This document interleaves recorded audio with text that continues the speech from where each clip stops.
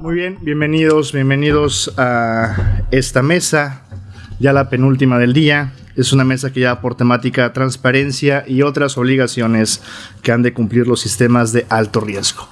A efecto de dar continuidad y agilidad a las intervenciones, me permito darle el uso de la voz de manera inmediata a la profesora doctora Estrella Gutiérrez David, de la Universidad Complutense de Madrid, que se dedica particularmente al estudio del derecho constitucional y nos hablará de la transparencia con los usuarios de los sistemas de alto riesgo.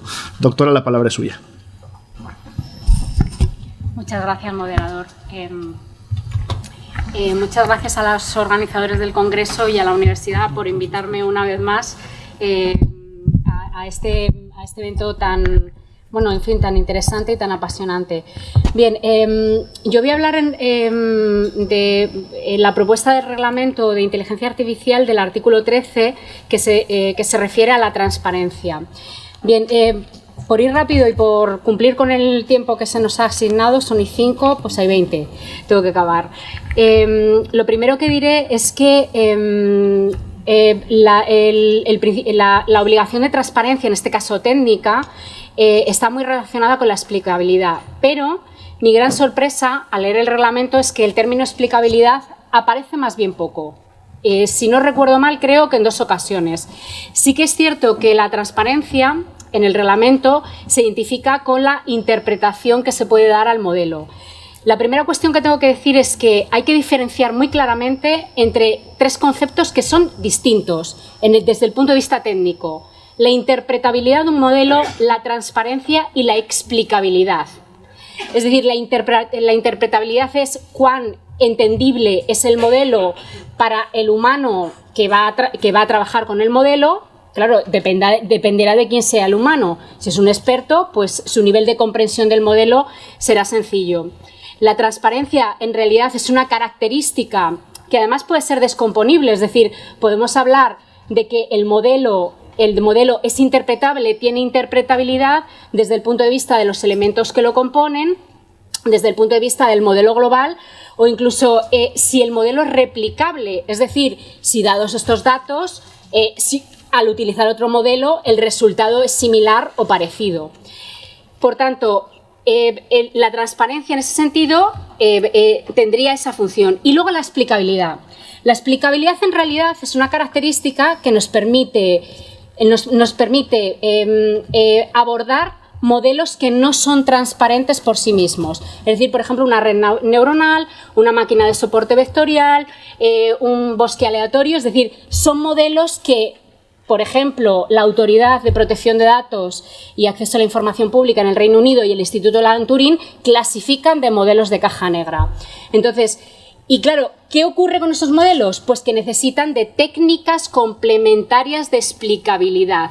Esas técnicas complementarias son en realidad otros modelos algorítmicos que nos pueden ayudar a completar la parte que no entendemos, porque puede ser una parte del modelo o todo el modelo o la decisión. Entonces, son conceptos que tienen que estar claros. En el reglamento, no. En el reglamento, la transparencia y la explicabilidad aparecen mezcladas. Mi impresión es que esto viene de la guía ética que tiene el grupo de trabajo, el grupo de alto nivel de expertos que se elaboró en el año 2018 sobre inteligencia artificial ética y confiable. ¿Por qué? Pues porque ahí sí que es cierto que los conceptos de interpretabilidad, explicabilidad y transparencia entran en una definición muchas veces circular. Entonces, esta es la primera cuestión que tengo que identificar. La siguiente cuestión es que hay diferencias entre lo que ha planteado la Comisión. El Consejo está quizás más alineado con la Comisión y, sobre todo, el Parlamento Europeo. ¿Por qué? Porque el Parlamento Europeo sí que propone en su planteamiento de este artículo una definición de transparencia.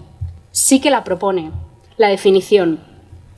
Y, fundamentalmente, la definición que propone es que el usuario será capaz de comprender y usar el sistema de manera adecuada, conociendo cómo funciona ese sistema, cómo el sistema procesa esos datos, permitiendo al usuario permitiendo al usuario explicar las decisiones que ha tomado el sistema. Es decir, aquí lo que vemos es que el concepto de transparencia aparece vinculado al de una explicación comprensible.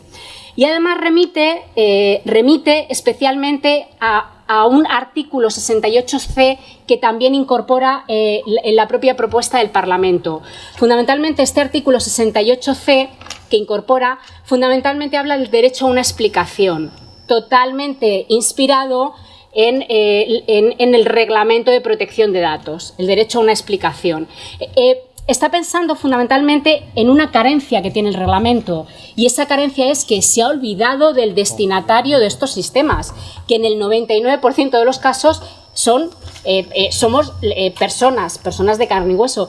Es más, podemos decir que muchos de estos modelos se alimentan constantemente de datos personales. O sea, los datasets fundamentales que entrenan estos modelos son datos personales. Por tanto, sí que es cierto que esta parte, este planteamiento que hace el Parlamento me parece importante, porque es que estamos totalmente abandonados. Es decir, aquí estamos obsesionados porque el usuario utilice, que está muy bien, que haga, es decir, que utilice e implemente dentro de sus procesos, ya sea administración pública u organismos, organizaciones privadas, implemente modelos transparentes, pero claro, normalmente esos modelos van destinados a personas individuales.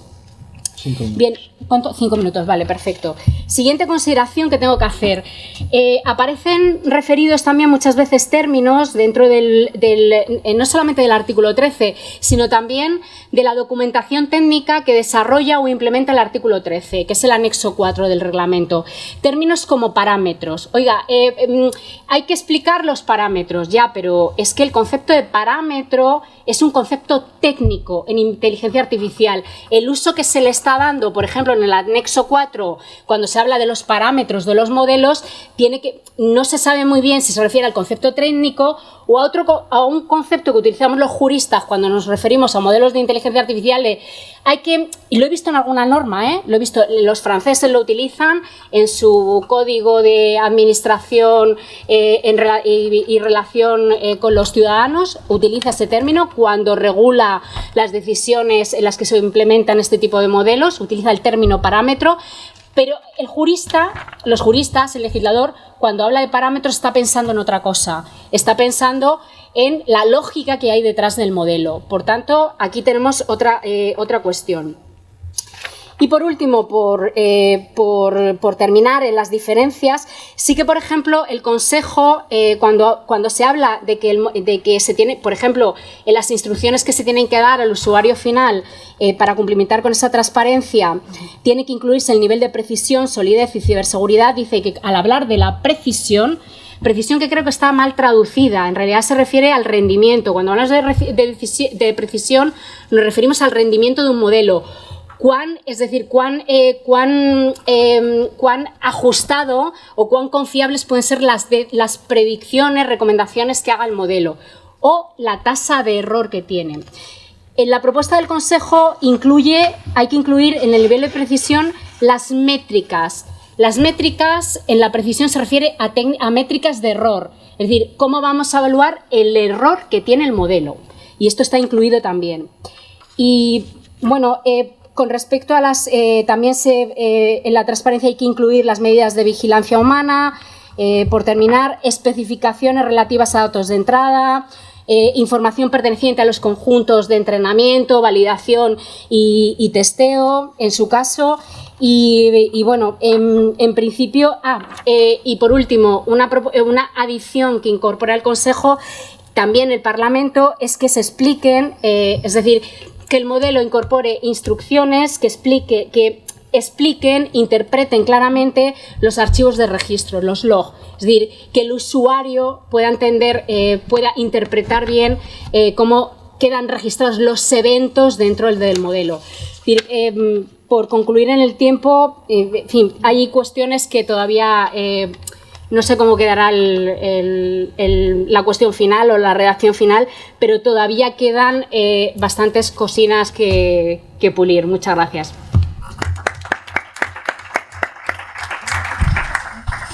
Muchas gracias, doctora. Muy interesante la intervención, lo que nos comenta cómo se pierden a veces estos distintos términos que tienen significados muy particulares, ¿no? Por ejemplo, transparencia y explicabilidad, ¿no? O transparency y explainability, que pareciera que están hablando de lo mismo, pero tienen campos distintos o parámetros que van muy vinculados, como bien lo comentaba la doctora, a los sets del entrenamiento del sistema y no necesariamente a una métrica en específico.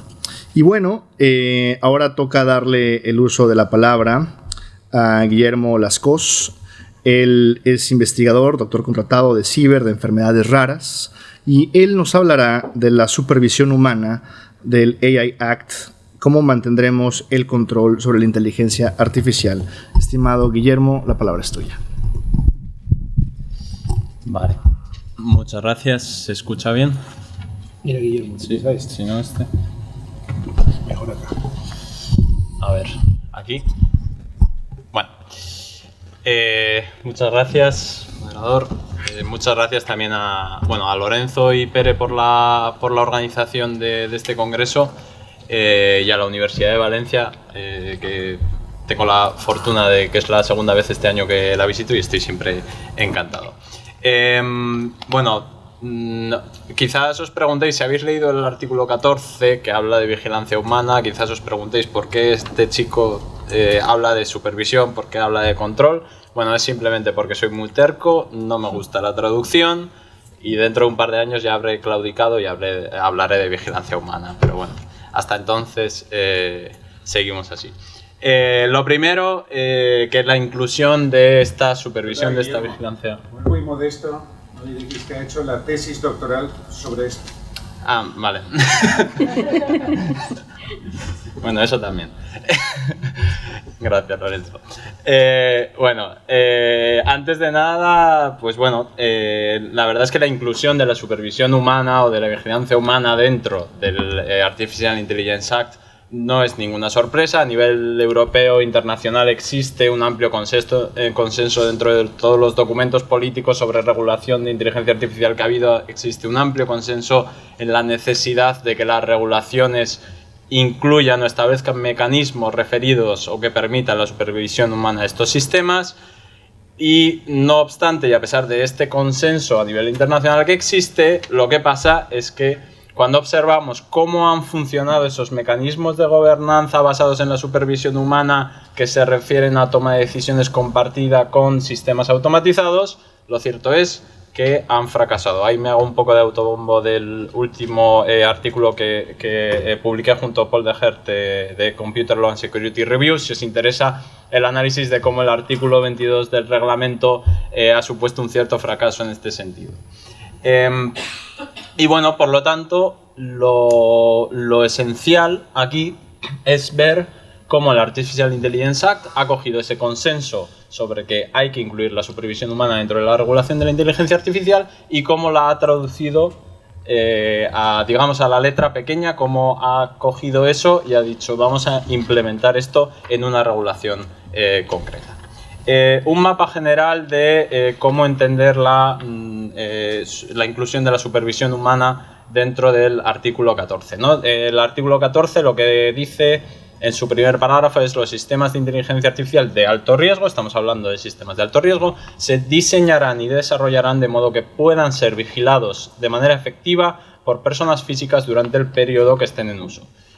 Aquí podéis ver dos grandes fases: la fase de diseño y desarrollo, en la que el rol principal, ya hemos estado hablando de esos roles, el proveedor, que es quien desarrolla con vistas a comercializar el producto, en función del artículo 14 está obligado a establecer unas medidas, ya vamos a ver cómo, para permitir la vigilancia humana durante esa segunda fase que vais ahí, a cargo del implementador, que es, o usuario, que es quien lo utilice bajo su propia autoridad, esa toma de decisiones entre el sistema, el establecimiento de ese vigilante que va a tener que poder, gracias a lo que se ha diseñado y desarrollado, vigilar el sistema de inteligencia artificial de forma efectiva cuando tome decisiones sobre esas personas afectadas. Y si vamos a las características de o a esa cristalización de la supervisión humana como un requisito de obligado cumplimiento para esos sistemas de alto riesgo. ¿Qué tenemos en ese artículo 14? En primer lugar, en el parágrafo segundo, ¿supervisión humana para qué? Pues bueno, nos dice que es para prevenir o reducir al mínimo los riesgos para la salud, la seguridad o los derechos fundamentales. Es decir, los humanos no están ahí porque hablábamos esta mañana porque la inteligencia humana se considera mejor que la inteligencia artificial, no están ahí porque las decisiones humanas o plenamente automatizadas se consideren que vulneren la dignidad humana, están ahí porque se considera que los humanos, supervisando inteligencia artificial, son capaces de prevenir determinados riesgos. Y esto es por la cuestión por la que la Comisión Europea dice: voy a colocar aquí la supervisión humana. Segundo es qué clase de supervisión reclama ese artículo 14 y como hemos podido ya vislumbrar un poquito, requiere de una supervisión efectiva, ese es el término que utiliza, ya veremos ahora qué es eso de efectivo o cómo debe permitirse esa supervisión efectiva, y desde el diseño y el desarrollo. Es decir, en consecuencia estamos ante, digamos, un mecanismo de gobernanza para el diseño de los sistemas de inteligencia artificial que no necesariamente va a determinar cómo se ejerce esa supervisión en la fase de uso. Lo determina respecto de la fase de desarrollo. Vale. ¿Cómo conseguimos esa supervisión que llama efectiva, digamos? Bueno, pues el Artificial Intelligence Act lo que exige es la identificación de medidas por parte para el implementador, o bien la implementación de medidas cuando sea técnicamente posible para permitir esa supervisión.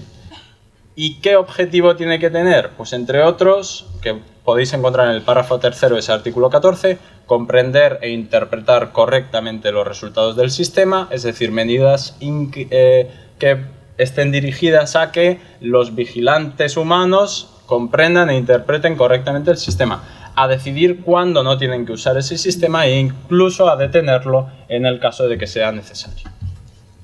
Y finalmente quedaría por ver cuál sería el rol del implementador en esa fase de uso. ¿Dice acaso algo el Artificial Intelligence Act respecto de qué tiene que hacer el implementador o usuario cuando lo utiliza bajo su propia autoridad? Bueno, pues principalmente en el artículo 29 lo que nos encontramos es la obligación general de utilizar el sistema conforme a las instrucciones que nos haya dado en esas medidas de supervisión humana que nos haya dado el proveedor.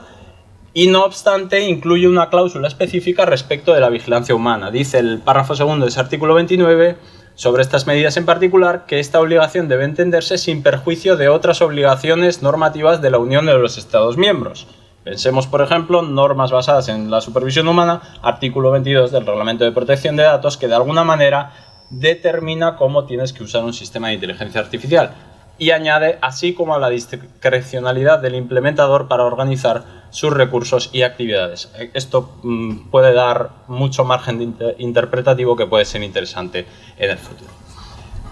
Respecto de las principales críticas que han surgido durante el procedimiento legislativo ordinario. Simplemente, respecto de la supervisión humana no ha habido grandes debates, realmente no se han modificado muchas cosas y hay dos cuestiones fundamentales sobre las que se ha llamado la atención durante el procedimiento legislativo. Primero, si había que incluir un derecho general de intervención o supervisión humana para la toma de decisiones basada en inteligencia artificial de alto riesgo. Es decir, tenía el Artificial Intelligence Act que incluir un, digamos, human in the loop para el uso de los sistemas.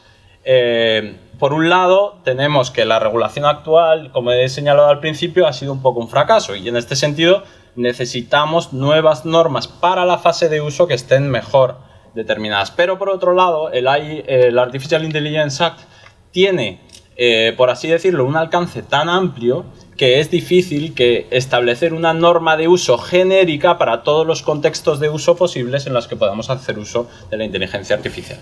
Y la segunda cuestión que ha estado sobre la mesa es que hablamos de supervisión humana, pero especialmente en la primera versión de la Comisión no nos habla nada acerca de qué tipo de humanos tenemos que poner a supervisar o en qué condiciones tienen que estar esos seres humanos supervisando.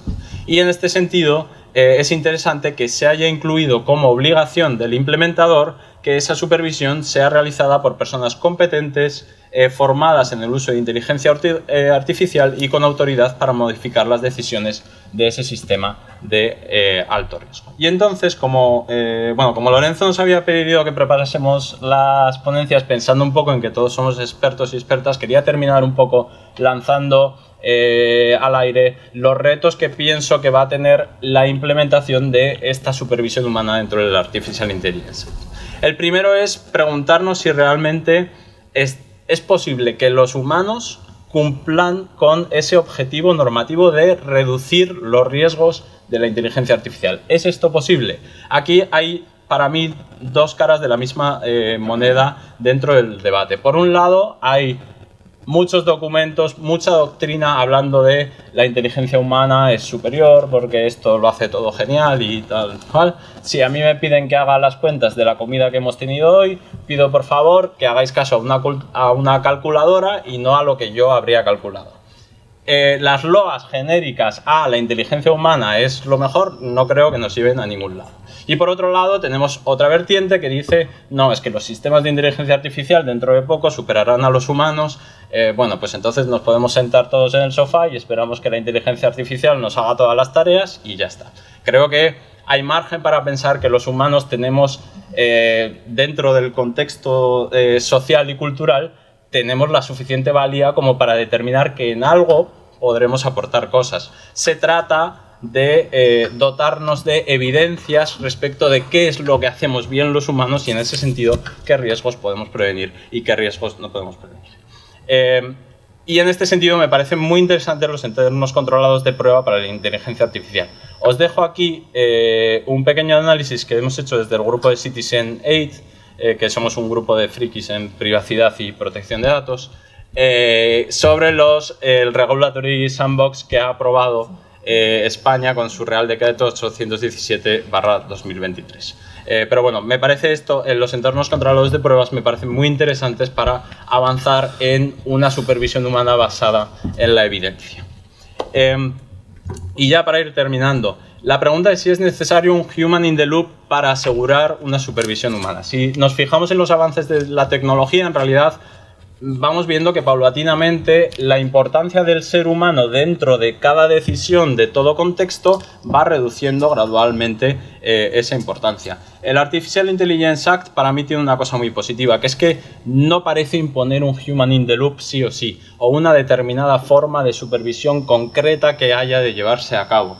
Y esto, no obstante, tiene que complementarse con una falta de seguridad jurídica que tienen todos los operadores ahora mismo. Y por eso es muy necesario que tengamos un trabajo tanto a nivel normativo como a nivel multidisciplinar de desarrollo de guías, de formas de actuar en cómo vamos a implementar la supervisión humana o la intervención o el control o esa vigilancia de los seres humanos sobre la toma de decisiones humana. Y ya para finalizar,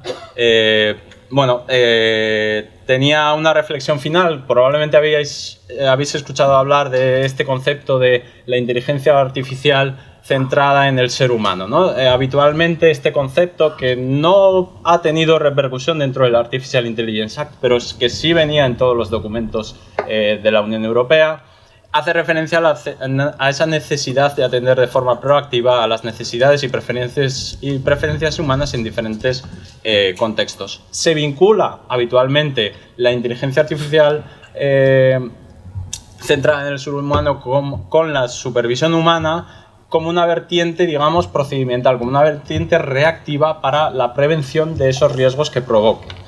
Como que los humanos tenemos que estar ahí para prevenir o para poner en contexto las necesidades y preferencias humanas cuando está funcionando el sistema de inteligencia artificial.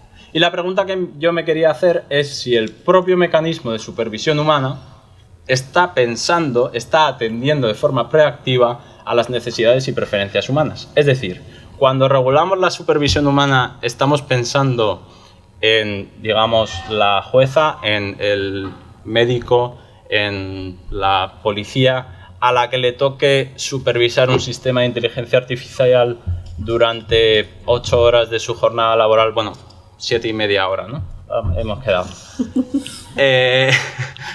Estamos pensando en cómo afecta a su bienestar, en cómo afecta a las capacidades que tiene dentro de él. Porque esto ha pasado dentro de, digamos, profesiones más vinculadas con la industria. Durante la industrialización pasó esto, que los trabajos se modificaron de forma bestial. Y ahora probablemente nos toca a profesiones que creíamos que estábamos lejos como de esos efectos de la automatización. Entonces creo que hay que reflexionar sobre si estamos estableciendo supervisores humanos pensando en una inteligencia artificial centrada en el ser humano o no.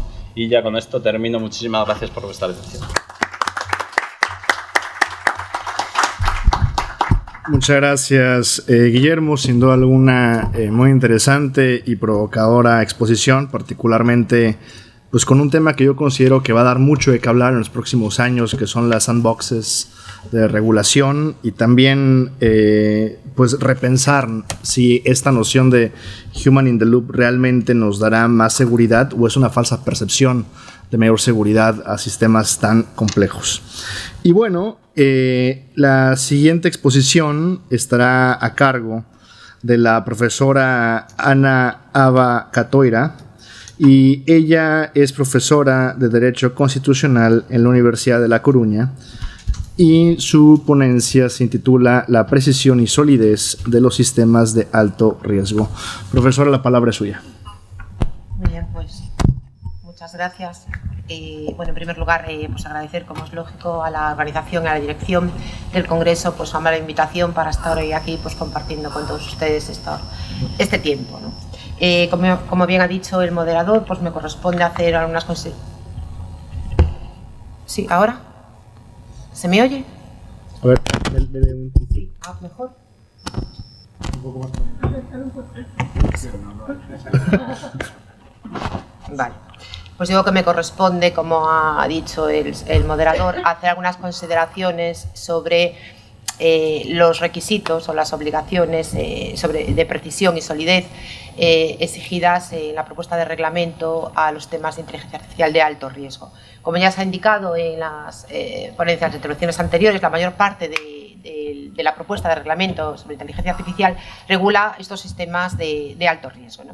Y una buena parte de su regulación, una parte de su regulación se dedica a establecer una serie de requisitos esenciales que son obligatorios para que estos sistemas de alto riesgo, como venimos diciendo, pues puedan acceder al mercado europeo con la intención lógica de evitar, de prevenir, evitar en la medida de lo posible, pues un impacto, un daño causado pues a derechos fundamentales, básicamente. Por lo tanto, con el objetivo de reducir daños en lo más posible, ¿no? En la medida de lo posible. También se ha dicho que esta regulación, estos requisitos obligatorios que introduce la propuesta de reglamento, se establecen en línea o se establecen como siguiendo un precedente que está recogido en las bases, las directrices éticas de la Unión Europea en materia de inteligencia artificial y en la línea, en el mismo plano, al mismo nivel que los principios internacionales sobre la materia. Entre los requisitos imperativos, los requisitos obligatorios para los sistemas de alto riesgo, hablamos de una serie de requisitos que han de cumplirse y que ha de verificarse que se cumplen. Por lo tanto, en el análisis que me corresponde del artículo 15, vinculo esta materia con el principio de proactividad que trae causa del Reglamento General de Protección de Datos de la Unión Europea. Creo que tiene una clara proyección en la propuesta de reglamento sobre inteligencia artificial.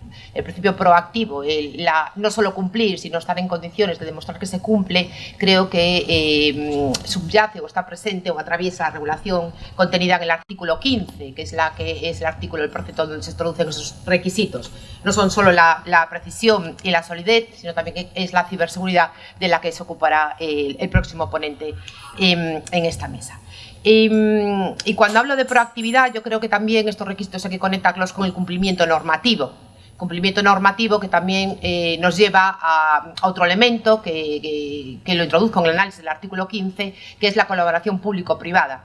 Y yo creo que la colaboración público-privada también está muy presente en toda la regulación del artículo 15, pues con respecto a algunas cuestiones que han salido en la mesa anterior, la última hora de la mañana, que se refiere al establecimiento de las medidas técnicas que permitan demostrar ese adecuado nivel o ese adecuado cumplimiento de precisión y solidez, que después tendrán que ser verificadas, como se señaló, y por tanto ahí la colaboración público-privada creo que es manifiesta. Los requisitos de precisión, solidez y ciberseguridad, este tercero, como digo, se ocupará mi compañero de mesa, tienen que estar presentes o tienen que cumplir no solo en el momento de diseño del sistema, de la técnica, de la tecnología, sino también en el desarrollo, ¿no? Por tanto, de forma que tiene que estar presente a lo largo del tiempo y tiene que estar presentes de forma continuada.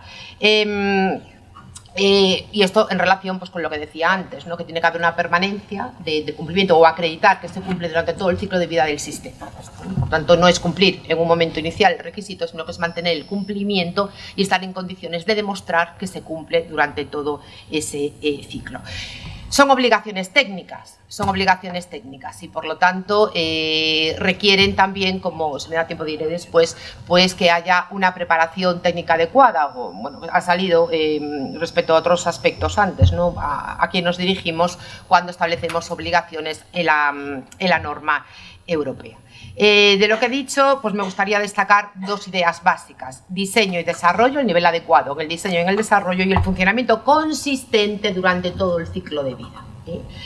Por tanto, permanecemos. ¿Cómo lo determinamos? Lo determinamos a través de la técnica, como decía. Aquí, en esto no voy a, por cuestión de tiempo, no me voy a detener, pero algunas cuestiones han salido también por la mañana. Cuando se fabrican los productos, ¿qué se sigue? Siguiendo especificaciones técnicas propias o establecemos especificaciones técnicas que están establecidas a nivel regulatorio, a nivel normativo. Muy rápido y abreviando, ¿no? Diríamos que la mayoría de los temas de alto riesgo, el reglamento se inclina para que esas soluciones técnicas digamos que sean alternativas porque se desarrollan conforme a los conocimientos científicos o de ingeniería a discreción del proveedor del sistema de que se trate. Por tanto, deciden cómo quieren cumplir esos requisitos y aquí vinculo otra vez con la demostración del cumplimiento.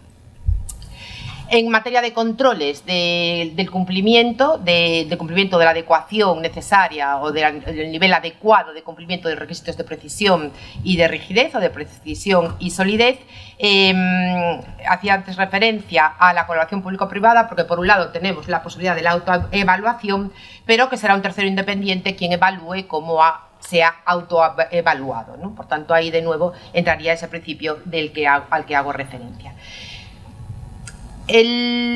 Cuando hablamos de precisión y de solidez y de precisión y robustez, se está haciendo referencia a seguridad y a fiabilidad o confiabilidad, ¿no? En el sentido de que la seguridad, pues estamos hablando de tecnología, de técnica y de lo complicado, de la complejidad del funcionamiento.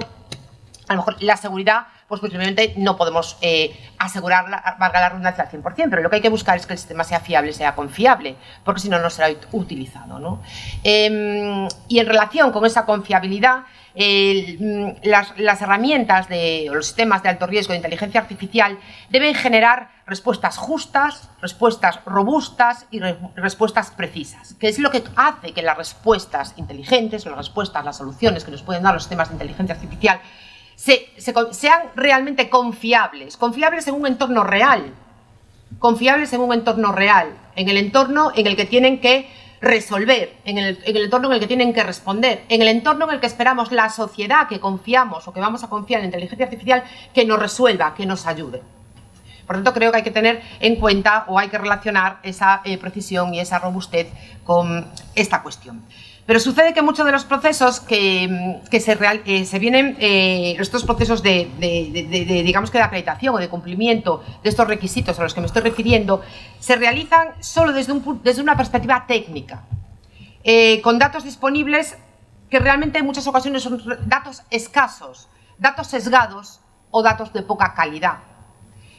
De ahí que sea necesario, por un lado, tener en cuenta las implicaciones éticas durante los procesos de desarrollo, evaluación e implementación de los sistemas y tener en cuenta los efectos, las respuestas, las consecuencias en el entorno real. Y esto en el análisis del artículo 15, que es el que hoy me trae aquí, también lo relaciono con la importancia del Real Decreto del 2023, al que se ha hecho referencia hace unos instantes. Por lo tanto, al funcionamiento o a la importancia de la existencia de estos entornos controlados de prueba para el ensayo y el cumplimiento de los sistemas de alto riesgo, que es un instrumento fundamental para poder medir o para poder ver, evaluar cómo van a ser después las consecuencias en el entorno real. En cuanto al nivel que se espera, 2 minutos. 2 minutos. El nivel que se espera, bueno, hablábamos de parámetros de rendimiento, que antes hablábamos también, se refería que era una cuestión muy técnica, ¿no? Y que ese es un parámetro de rendimiento. Abreviando, bueno, soluciones técnicas, las copias de seguridad, los planes de prevención contra los fallos y después medidas para la eliminación o inducción máxima del riesgo. ¿Riesgo de qué? Riesgo de que los sesgos aparezcan en la información de salida e influyan en la información de entrada de futuras operaciones. Es lo que en la técnica se llama los bucles de retroalimentación, a los que el reglamento, la propuesta de reglamento también obviamente se refiere, ¿no? Claro, seguimos hablando de la importancia de la calidad, de los datos, de la importancia del alimento del sistema de inteligencia artificial. Los bucles de retroalimentación pueden ser, bueno, tienen dos caracterizaciones, se clasifican de bucles de retroalimentación positiva y negativa, ¿no? Y aquí creo que también es importante tener en cuenta esta diferencia en base a la información que se genera para ser tenida en cuenta en la producción de resultados, ¿no? Resultados precisos, atendiendo a qué, pues a las expectativas y que se esperan como respuesta que pueda dar ese sistema de alto riesgo. Y ya para terminar, aludir a otro problema que está presente en la regulación, en la propuesta de reglamento, que es el problema en la producción de los datos, ¿no? Qué tipos de datos producimos y los problemas que acarrea la producción de determinados datos, generar determinados datos que sean datos malos en términos de calidad. Bueno, hablamos de desviación de datos, de deriva del modelo, de salida del modelo y hablamos de sesgo y de equidad. Y con esto me gustaría terminar diciendo, bueno, o haciendo referencia a medidas para garantizar esa calidad y esa solidez de los circuitos de retroalimentación. Expertos en la materia, esto se ha dicho antes, es fundamental, ¿no? ¿Para qué? Para poder alinear el modelo con la configuración del mundo real, es decir, tener resultados correctos, resultados de calidad y en ese sentido también poder gobernar mejor los datos generados por inteligencia artificial, la gobernanza de los datos y datos de calidad. Tener métricas de calidad que nos van a permitir evaluar pues bien o correctamente los datos para una determinada tarea y también que nos van a permitir poder monitorear el modelo que se produce. Antes hablábamos en el diseño, en el seguimiento, es decir, durante todo el ciclo, de manera consistente durante todo el ciclo vital de ese sistema de inteligencia artificial. Y hablar también de curación de datos, es decir, cuando los modelos se vuelven a entrenar con nuevos datos, hay que tener en cuenta que podemos olvidar o podemos perder información anterior y llevar lo que podríamos decir como una custodia en el ciclo de vida de esos datos y de esa información para no perder la calidad. Bueno, tenía unas conclusiones finales, pero si acaso, pues para más adelante por agotamiento del tiempo. Muchas gracias por la atención.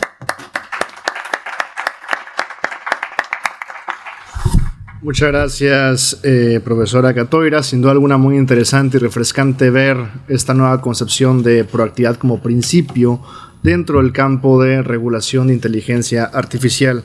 Y como bien lo ha adelantado la profesora, el siguiente punto en esta mesa es precisamente la ciberseguridad de los sistemas de alto riesgo, a cargo del doctor Marco Sánchez Acevedo, profesor de la Universidad Católica de Colombia.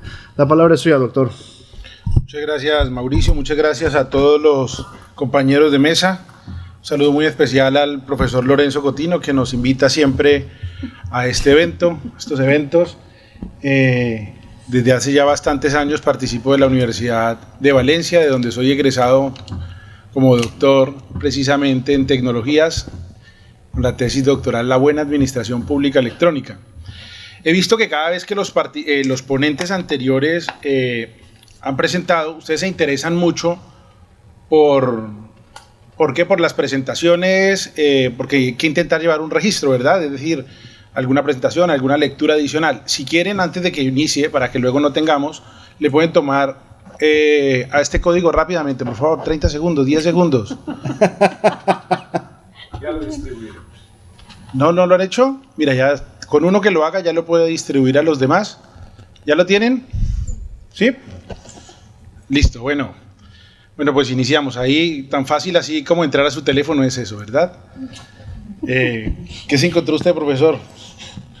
He sido hackeado. Bueno, no. Ahí hemos enviado una pequeña imagen para que nos demos cuenta de lo que significa la ciberseguridad. No hay ninguna presentación, no hay nada más que una imagen de una persona que tiene un... Lo has cogido, ¿no?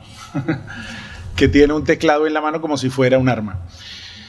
Bueno, con las particularidades que implica pues todo lo que ya nos han dicho los ponentes anteriores, partiendo de la base de que la transformación digital genera lógicamente riesgos y muchos riesgos, más ataques, cibercriminales, ciberactivistas en sentido negativo, ciberterroristas, ciberespías, partiendo de la problemática que genera el propio ámbito de aplicación del proyecto, del concepto de inteligencia artificial que no sabemos en qué va a quedar, de la delimitación de cuáles son los sistemas de alto riesgo, de las particularidades que se presentan en los modelos fundacionales, la propiedad intelectual, el tema de la vigilancia, control, la supervisión humana. Es decir, cada vez que vamos avanzando, vamos encontrando más y más elementos. Con esas particularidades abordaremos lo que corresponde a las obligaciones de ciberseguridad que el proyecto los plantea desde 3 líneas. La primera línea, vamos a analizar cómo lo presenta el propio decreto, el propio proyecto. La segunda, a qué normas nos remite en cuanto a la aplicación. Y la tercera, en cuanto a lo que se denomina el propio reglamento, las certificaciones de conformidad, presunciones de conformidad, y haremos alguna pequeña referencia a los procesos de autoevaluación. El primero de ellos es cómo se presenta la ciberseguridad en la norma. La ciberseguridad se presenta bajo 3 líneas. Una primera línea es una línea de transparencia, una segunda línea como obligación para los sistemas de inteligencia artificial de alto riesgo y una tercera línea como presunción de conformidad. Veamos pues cada una de esas rápidamente. En la primera de ellas, la que tiene que ver como obligaciones de transparencia, el artículo 13 pues establece que los sistemas de inteligencia artificial deben ir acompañados de instrucciones de uso que incluyan información, y ahí particularmente refiere al nivel de ciberseguridad que se ha aprobado y validado en el sistema. Óigase bien, el nivel de ciberseguridad que se ha probado y validado. Pero al mismo tiempo incluye obligaciones de transparencia en el sentido de que hay que comunicar cualquier otra circunstancia conocida o previsible asociada al sistema de inteligencia artificial que pueda dar lugar a riesgos de seguridad. Entonces ahí conecta básicamente con 2 obligaciones de transparencia, en tanto que dentro de la información que se debe comunicar de los sistemas de inteligencia de alto riesgo, se tiene que comunicar esa información particularmente vinculada a la ciberseguridad, que como veremos más adelante no es menor. La segunda cuestión tiene que ver con la obligación de ciberseguridad en este primer punto. El artículo 15 establece allí que todos esos sistemas se diseñarán y desarrollarán en vista de la finalidad con un nivel adecuado de ciberseguridad. ¿Eso qué significa?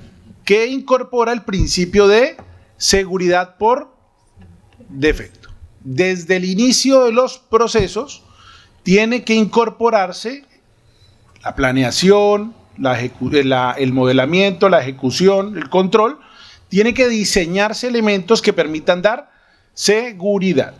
Pero al mismo tiempo, esa seguridad va a ir vinculada a la finalidad prevista. Y esto es muy importante porque cuando nos remitimos al nivel de riesgos, la finalidad va a ser fundamental para determinar el nivel, si es bajo, medio, alto o muy alto. Al mismo tiempo, como obligación de ciberseguridad, incorpora que las soluciones técnicas encaminadas a garantizar la ciberseguridad de los sistemas serán adecuadas a las circunstancias y al riesgo pertinente. La tercera cuestión tiene que ver con una presunción que incorpora el proyecto, que es una presunción de conformidad, donde se señala que se presumirá que cumplen con las garantías de ciberseguridad los sistemas de inteligencia artificial de alto riesgo que hayan sido certificados o para los que se haya pedido una declaración de conformidad con arreglo al reglamento 881 de 2019. Y en ese sentido, quien tenga esa conformidad se presumirá que cumple esos requisitos. A partir de esto diríamos entonces que se nos presenta una pregunta: ¿la ciberseguridad en los sistemas de inteligencia artificial es para todos los sistemas de inteligencia artificial? Pues uno diría que con la problemática asociada a lo que ya han repetido los anteriores ponentes, uno diría que está regulándose solamente para aquellos de alto riesgo. Sin embargo, cuando revisamos la propuesta reglamentaria, nos encontramos a que remite a la aplicación de muchísimas normas de ciberseguridad de la Unión Europea. Y en ese sentido, esas normas, si bien se aplican a los sistemas por la remisión que hace el proyecto a los de alto riesgo, también es verdad que se aplican a esas regulaciones específicas con garantías de ciberseguridad para muchísimas actuaciones. Miraremos más adelante algunos ejemplos de eso. Debemos entender que la ciberseguridad incorpora elementos vinculados a la protección de redes, de sistemas, de procesos, de personas, y que incorpora las 4 fases que siempre se han hablado de la ciberseguridad. La fase tecnológica desde la seguridad informática, debemos comprender esa referencia a la aplicación de la ley en sentido propio de los ciberdelitos, también en elementos como la ciberseguridad y ciberdefensa nacional, y por último a la dimensión económica y social, que es la que tradicionalmente venimos conociendo. La ciberseguridad, cuando uno la analiza, y haciendo la remisión que hace el propio decreto, pues él nos lleva necesariamente a entender que hay que proteger los activos. Y los activos son activos principales y activos de apoyo. Es decir, los sistemas de inteligencia artificial tendrán unos activos que son activos principales como procesos y actividades de negocio e información que tienen la obligación de ciberseguridad.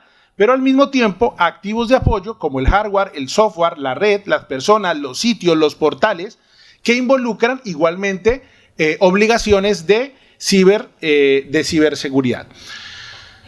Esto hay que entenderlo, y esto hay que entenderlo ¿por qué? Porque detrás de la comisión de, yo siempre digo, de intrusiones, hay muchos actores, nacionales, extranjeros, públicos, privados, individuales, colectivos, con motivaciones de distinta naturaleza, motivaciones personales, motivaciones empresariales, motivaciones económicas, motivaciones criminales, motivaciones políticas que pueden generar y realmente materializar los riesgos que tienen los propios sistemas de información en general y en particular de los que hablamos el día de hoy, que son los de inteligencia artificial con alto riesgo. Por eso el reglamento plantea allí 2 vías. Una vía de uso de sistemas de inteligencia artificial para actividades de ciberseguridad, que esas tienen normas propias, y una línea que plantea los sistemas de inteligencia artificial que se están usando para las distintas actividades que nos han explicado todos los ponentes el día de hoy, que nos seguirán explicando, y que incorporan obligaciones de ciberseguridad. Importante, el propio reglamento aborda la ciberseguridad desde las 3 dimensiones. Desde la dimensión técnica, porque le da una relevancia en ISA. Desde la dimensión social, porque manifiesta, esto es muy recurrente en la exposición de motivos, lo decía el profesor esta mañana en la exposición de motivos, nos dicen muchas cosas, pero luego no se traducen en las propias normas.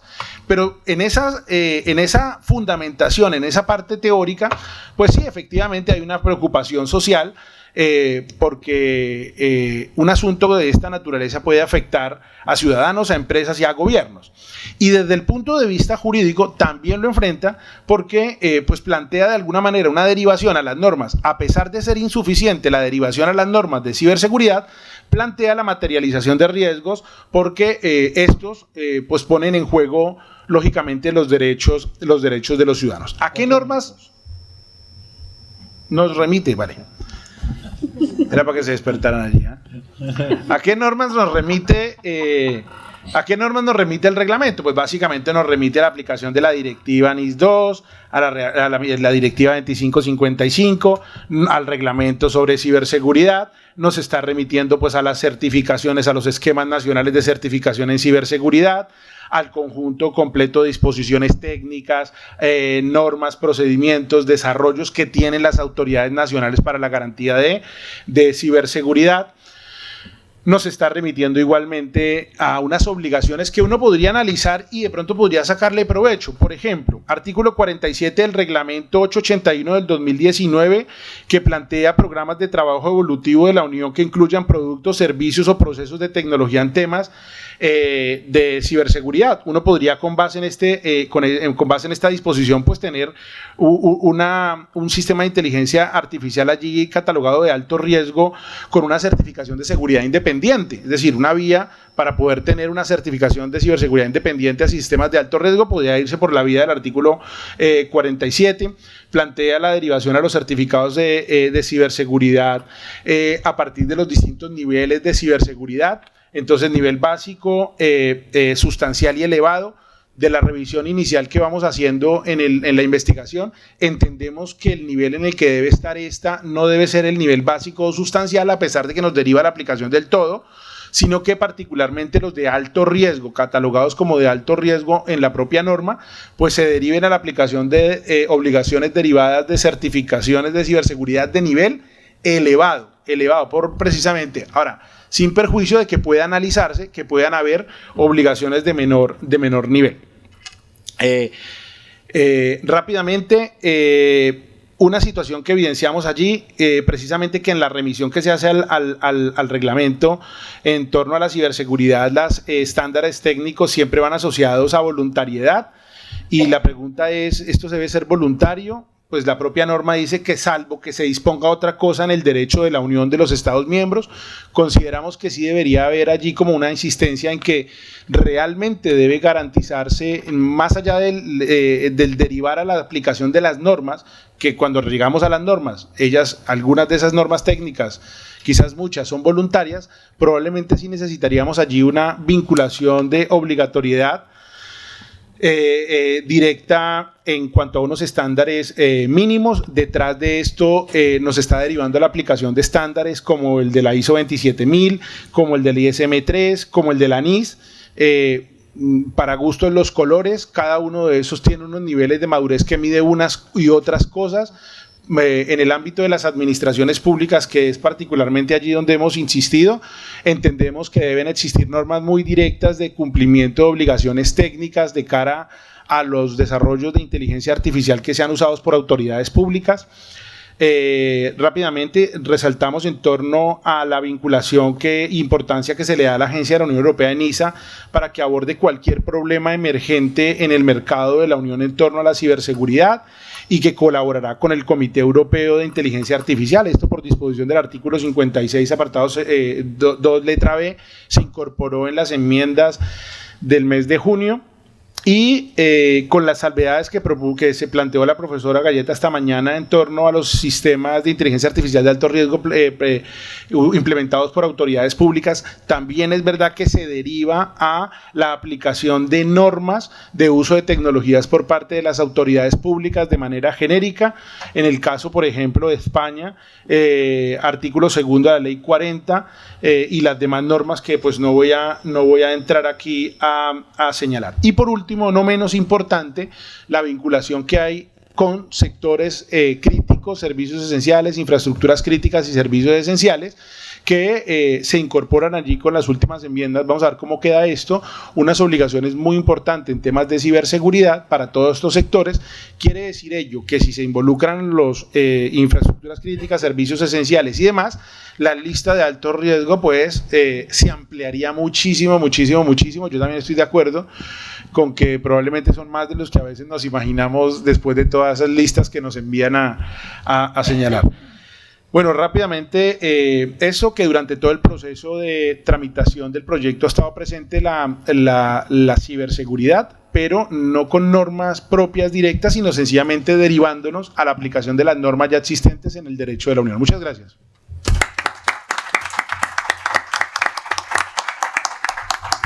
Muchas gracias a todas y todos los participantes de la mesa, a Estrella, Ana, Guillermo y Marco, por sus intervenciones y por haberse sujetado a los límites del panel. Me parece que tenemos tiempo para un par de intervenciones. Entonces estoy viendo manos levantadas, veo una, atrás veo otra. Entonces vamos a empezar de atrás para adelante, ¿no? Entonces, por favor. Levanta bien la voz, por favor. A ver si Sí, es que aquí te escuchamos mal, Pérez. Vamos a ver si se me escucha así. Bueno, yo tengo una cuestión que tiene que ver especialmente con la intervención de Guillermo, a ver si, que estaba relacionada con el binomio del que hablabas, ¿no? Las dos caras. La mesa está pensada, ¿no? Desde el punto de vista de las obligaciones, ¿no? Pero desde el otro punto de vista también son garantías, ¿no? Garantías para los ciudadanos. Entonces yo te quería preguntar, ¿hasta qué punto la supervisión humana es realmente una garantía? Porque tal y como yo veo todas las garantías, no solo la supervisión humana, es algo gradual, ¿no? Tanto la transparencia, la explicabilidad y demás son más bien garantías relativas, ¿no? Y también te lo quería preguntar en relación con el tipo de tecnología y poniendo algún ejemplo concreto. Por ejemplo, estos sistemas como el de Biogen o el de risk camping, poniéndonos en la situación de que consideremos que esto es inteligencia artificial, que en muchos casos es muy cuestionable, ¿no? Pero basándonos pues, en modelos que son sistemas expertos. Ahí, ¿hasta qué punto la supervisión humana es una garantía y no la tecnología que está condicionando al ser humano que luego tiene que acabar tomando la decisión? No sé si me puedes arrojar algo de luz al respecto, porque tengo bastantes dudas. Aunque bueno, probablemente sí que actúe como garantía relativa. Ese micrófono. De esto dejamos... ¿Prefieres directamente? Adelante. Bueno, en realidad, a nivel de lo que yo he visto en la literatura científica, no hay grandes diferencias entre lo que es la supervisión de un sistema automatizado experto como Biogen y lo que va a ocurrir con los sistemas de inteligencia artificial. Todos los sistemas tienen un efecto de dominancia tecnológica que tiene muchas repercusiones incluso a largo plazo.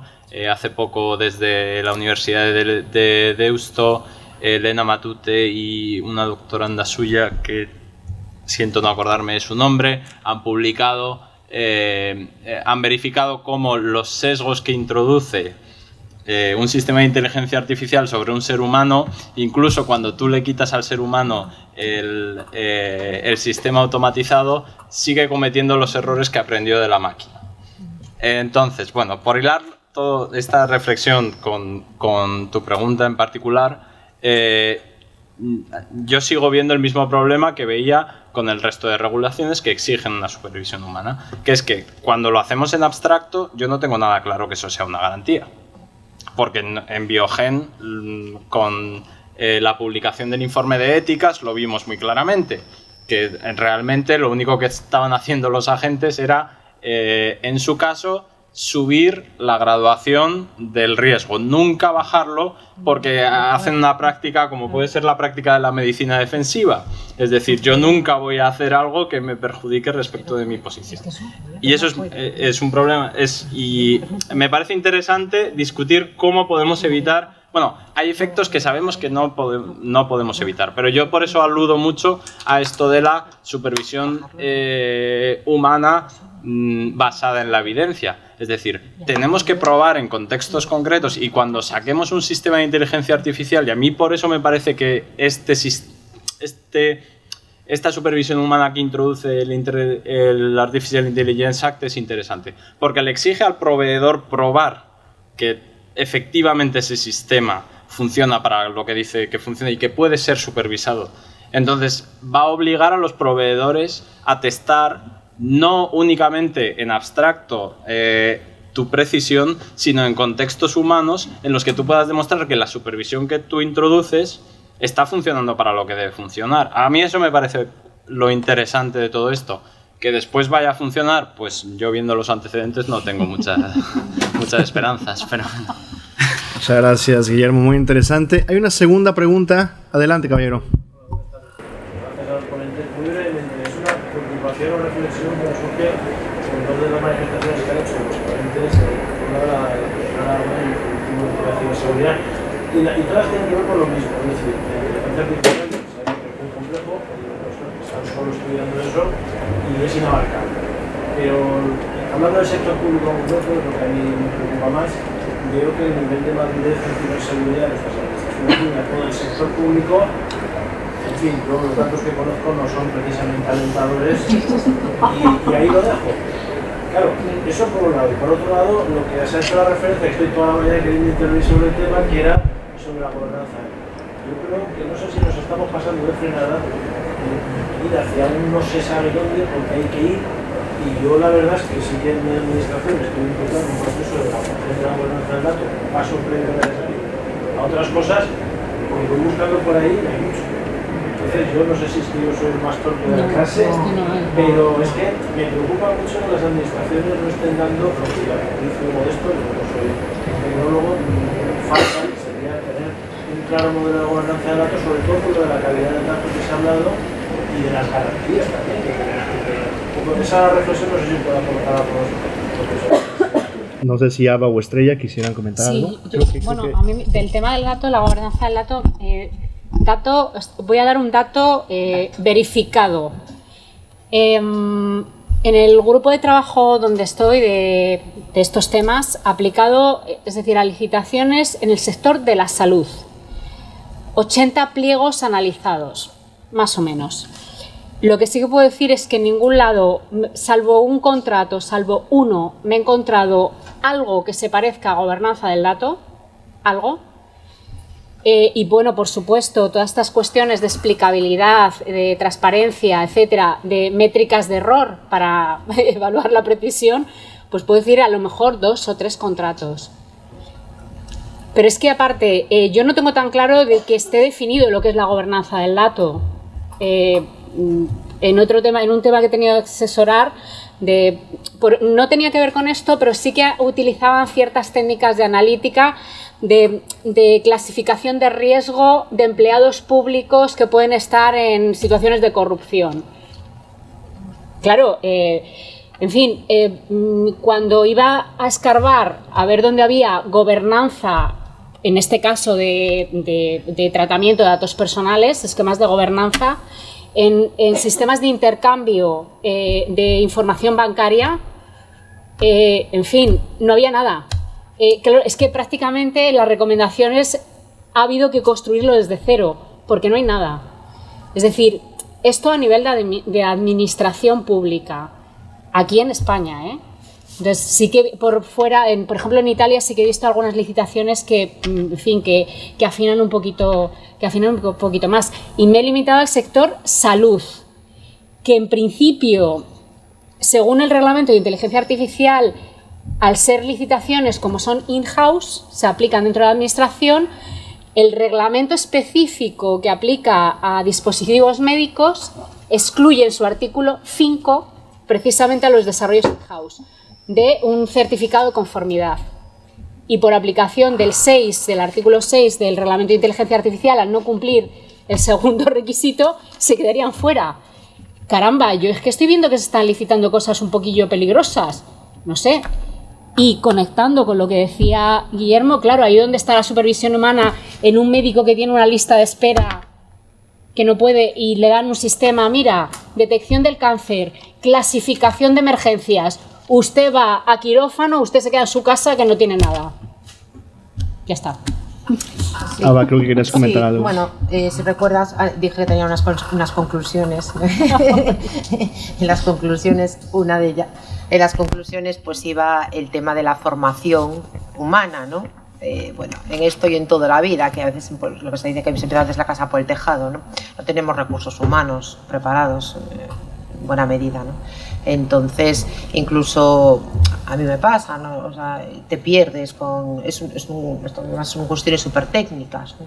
Que quieres, y antes también lo hablábamos, la traducción de los términos del inglés al castellano, cuando se habla de parámetros, pues a lo mejor no es el parámetro del que habla el reglamento, el que nosotros podemos tener en mente, ¿no? Esa idea que podemos compartir sobre parámetros. Entonces, claro, hay que formar el personal, lógicamente, para poder trabajar estas materias con un mínimo de calidad, ¿no? que decía antes, o al menos saber qué tienen que hacer y cómo se tiene que hacer. Y esto lo podemos trasladar a los evaluadores, ¿no? A quién va a evaluar y si tiene preparación suficiente para conformar un estándar o dar un estándar mínimo de calidad. Muchas gracias.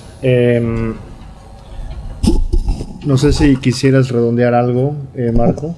Sí, con relación al tema de ciberseguridad, efectivamente, pues todos los índices cada vez que salen nos señalan que hay aumento exponencial. Pero yo adicionaría algo a lo que has dicho, y es que la inteligencia artificial también se utiliza para cometer actos delictivos.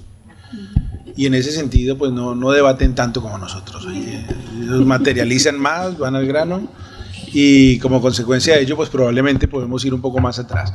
Importante, que es pues lo que uno evidencia, ¿no? Evidencia unas administraciones públicas que usan tecnologías como sea, que no cumplen muchas veces con los estándares técnicos de ciberseguridad, que cuando hay un ataque informático se derivan responsabilidades no solamente penales, tienen que revisar responsabilidades de tipo administrativo, de tipo disciplinario, de tipo fiscal. A veces adquieren dispositivos electrónicos que no sirven para absolutamente nada y se gastan una millonada y se pierde el dinero del público.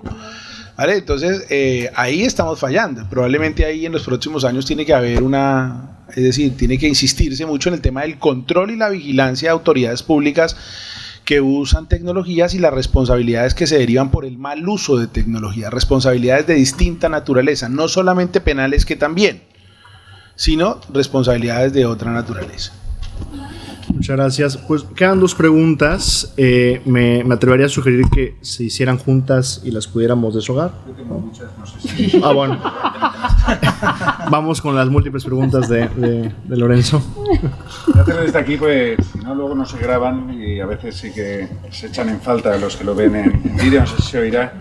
Pero nada, muchísimas gracias, y ahora no me contengo cuando estoy ahí, entonces menos me contengo cuando estoy aquí, porque lamentablemente no ha habido ocasión de la anterior mesa que hubiera un turno de este tipo de reflexiones. Pero bueno, yendo al grano, tengo algunas reflexiones y algunas preguntas concretas. Una más o menos se ha formulado respecto a la supervisión. ¿Hasta qué punto consideras que cuando hablamos de control humano, intervención humana, supervisión, habría que precisar, es muy diferente el artículo 22, que establece una explicación humana ex post o un control humano ex post? La pregunta un poco sería, ¿cómo está relacionado el 22? Aunque has adelantado que ha fracasado relativamente, el ámbito de aplicación es diferente, pero creo que aquí estamos claramente hablando de un control humano ex ante en el diseño, que puede haber interfaces que permitan la intervención. La pregunta un poco más concreta, primera, la relación entre uno y otro. Es decir, artículo 22, Reglamento de Protección de Datos, que establece supervisión y explicación ex post, y algo que alguna ocasión he pensado, si en razón del artículo 14 del Reglamento de Inteligencia Artificial es obligatorio el control y la intervención humana, ello podría evitar la aplicación del artículo 22 del Reglamento de Protección de Datos, porque es para las actuaciones solo automatizadas. Y como aquí va a haber un control o intervención humana obligatorio, ¿hasta qué punto podría eliminar eso? Pero sobre todo también, ¿hasta qué punto también crees que es una variable de riesgo el que haya intervención o supervisión humana? Aunque eso, yo creo en todo caso, todo está bajo el modelo que ha señalado Ana, todo esto es responsabilidad demostrada, adaptativa a cada tipo, a cada finalidad, a cada uso y propósito y caso de uso diferente. Entonces hay que demostrar que al menos se ha hecho una intervención humana o un control que sea eficaz. Pero bueno, ahí he dejado un par de preguntas. Otra concreta respecto de transparencia. Aquí yo creo que es muy importante subrayar siempre que la transparencia del Reglamento de Inteligencia Artificial, el artículo 13, es al usuario, al que compra el producto, no al ciudadano. Pero mi pregunta concreta es, el artículo dice transparencia es dar la información del fabricante proveedor al comprador suficiente para cumplir sus obligaciones legales. Y entre otras obligaciones legales están las de protección de datos, por ejemplo. Es decir, ¿hasta qué punto crees que se va a obligar a facilitar información para que pueda cumplir el usuario sus obligaciones como responsable de protección de datos. Esa sería la pregunta concreta. Luego, respecto de Ana, aquí lo has mezclado muy bien, porque ella también lo ha abordado. El tema, por ejemplo, está muy vinculado a sesgos, el tema de la robustez, la fiabilidad. Se aborda esencialmente en el reglamento desde la fiabilidad, la robustez del sistema y la gobernanza del dato, pero son dos cosas separadas. Y ahí sí que señalaría, se te ha hablado de manera muy negativa que no hay gobernanza del dato. Ojo, técnicas de gobernanza del dato estandarizadas hay, y muchas. Que no se estén exigiendo en los contratos públicos, eso ya es otra cosa. Pero sí que hay muchas técnicas para hacer una buena gobernanza de datos, hoy por hoy, bastante consensuadas. Eso sí que lo considero. La pregunta un poco más concreta respecto de la precisión y la robustez, claro, habrá que ser adaptativo a cada finalidad, porque esto está muy relacionado con la discriminación en algunos casos, y sobre todo errores y sesgos. Entonces, el grado del margen aceptable. Yo, por ejemplo, he hecho un estudio de hasta qué punto en la jurisprudencia constitucional y europea hay márgenes de aceptabilidad de la discriminación. Y habrá que aplicar técnicas también jurídicas para ver hasta qué punto es aceptable los errores con relación a los derechos o impactos que estén en juego. Pero bueno, y concluyo una pregunta concreta, Marco. Nos ha señalado que básicamente la regulación que hay sobre ciberseguridad es una, o así lo entendía, una remisión a todas las demás normas, que ya son muchas, de la Unión Europea, que establecen obligaciones de ciberseguridad. Pero la pregunta, yo sí que considero que hay un contenido propio en el reglamento que establece obligaciones propias, más allá de recordar que hay otras regulaciones que las establecen. Y esa sería la pregunta, si consideras que hay alguna obligación específica. De hecho, se mencionan dos casos, el caso de contaminación de datos y el caso de los, lo que llaman, creo, ejemplos adversarios. Yo creo que ahí ya está diciendo específicamente que eso al menos sí que es añadido a otros, al cumplimiento de otras obligaciones del reglamento. Nada, muchísimas gracias y perdonad por la extensión. No, por nada. Pues bueno, creo que podemos comenzar de este lado, si te parece, Marco, posteriormente con la intervención de Guillermo, y luego pasaríamos a unas reflexiones aquí sobre contrato público y gobernanza del dato. Entonces, adelante, Marco. Vale, muchas gracias. Bueno, básicamente, profesor Lorenzo, muchas gracias por su pregunta. A ver, decir más de lo que se dice en el artículo en torno a la ciberseguridad, pues entonces diríamos que se quedó corto, si quisiéramos incorporar todo lo que significa la ciberseguridad. Solamente con que se haga la referencia a la ciberseguridad y se derive a la aplicación de las normas, todo lo demás, ya cuando vamos a revisarlo al otro lado está. De hecho, las obligaciones de transparencia también están en ciberseguridad. Entonces podríamos decir que las propias obligaciones de transparencia ya están en las normas de ciberseguridad. El problema va más allá, y es que muchas normas de ciberseguridad son normas voluntarias, y allá cuando llegamos a la directiva dice salvo que exista norma expresa que lo señale.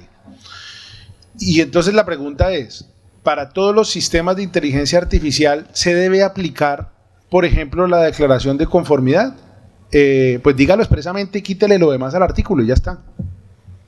Con todo eso ya soluciona el problema, porque no se refiere a dos temas puntuales a los que se está refiriendo. Él se refiere, por un lado, a las soluciones técnicas a subsanar vulnerabilidades específicas de la inteligencia artificial, medidas para controlar ataques que traten de manipular el conjunto de datos de entrenamiento, contaminación de datos, datos de entrada diseñados para hacer el modelo, para hacer que el modelo cometa un error. Pues eso es una de lo que existe hoy en día y que es lo que conocemos. Y si mañana cambia. Y al contrario, con la culpa es vigilando. ¿Sí? Ahí se crece todo. Entonces, si eso es lo que conocemos hoy, que son técnicas avanzadas muy importantes, eso es lo que conocemos hoy, pero mañana eso ya está superado. Es decir, que lo que no esté ahí queda por fuera, no.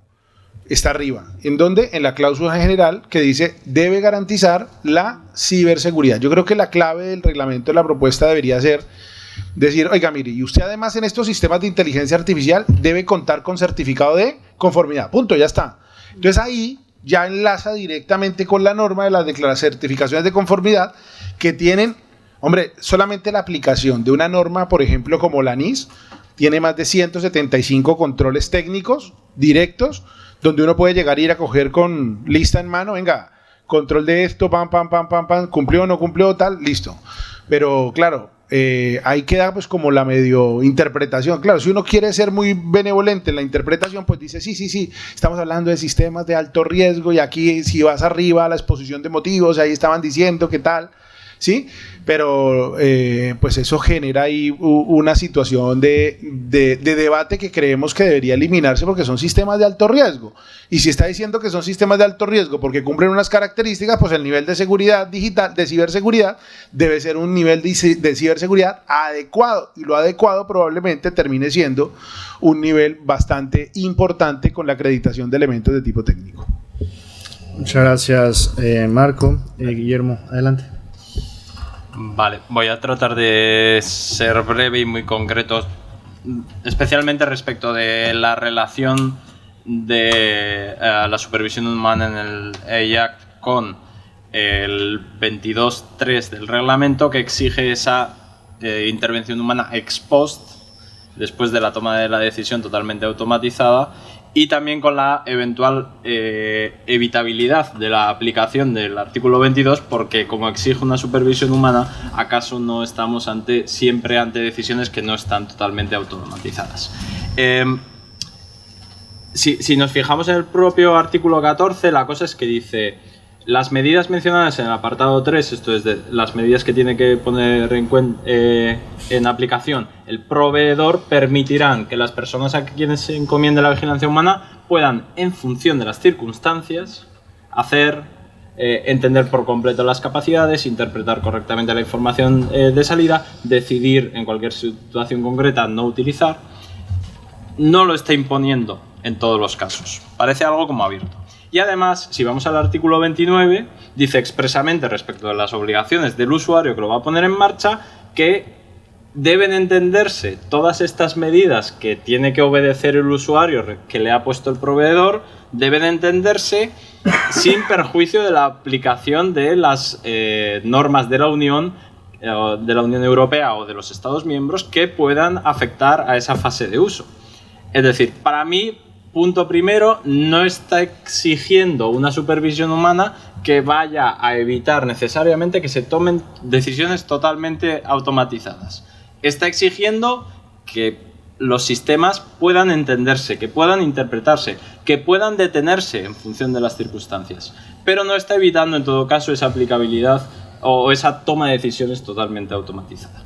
Y respecto de la relación con ese mecanismo ex post, voy un poco por lo mismo. Creo que va a haber mucho margen de discrecionalidad a cargo de los usuarios / implementadores que lo utilicen bajo su autoridad para decidir cómo hacen esa supervisión. Si deciden aplicar decisiones totalmente automatizadas, necesitarán un sistema que haya sido diseñado de tal forma que permita esa evaluación ex post.